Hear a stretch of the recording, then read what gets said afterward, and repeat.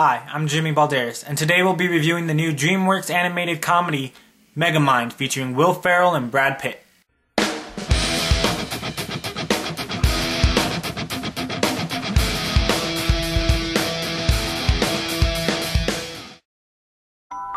I had a fairly standard childhood.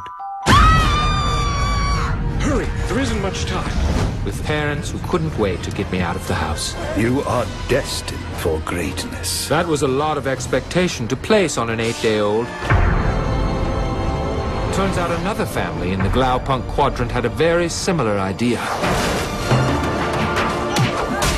That was the day I met Mr. Goody Two-Shoes.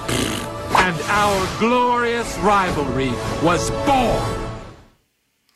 Megamind is definitely not one of DreamWorks' best. Doesn't even stack up anywhere near Despicable Me, which came out earlier this year. And it's not as funny as many people might think. I was thinking because Will Ferrell was in it, I thought it was going to be a kind of laugh out loud kind of movie. It's more of a laugh quietly to yourself kind of movie. And it only happens once in a while. Although it is still very interesting. It's still above average.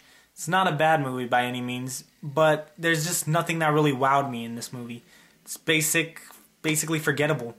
When I was watching it, I was having a lot of fun, but as soon as I got out, I really couldn't think of anything to say about it, which is one of the reasons why this review is getting put out like 2 days later, because I just, quite frankly, did not know what to say because the movie's that forgettable. I would still say see it, just because it might be a little bit fun, but don't go for the full price type of deal. It's only a matinee movie. Will Ferrell's voice acting in this movie is actually very charismatic, very interesting. The other cast doesn't really do much to help out though. Brad Pitt's voice is very generic. Tina Fey's voice acting was very generic, and Jonah Hill's was just over the top obnoxious, much like he is in his live action movies.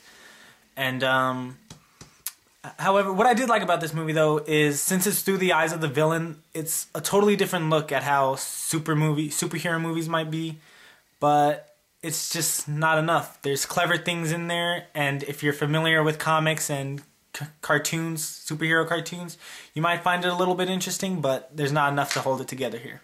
I was really hoping to give Megamind a higher rating, but just because of its lack of ability to actually wow me and keep me excited even after the movie is over, it only deserves a 6.0.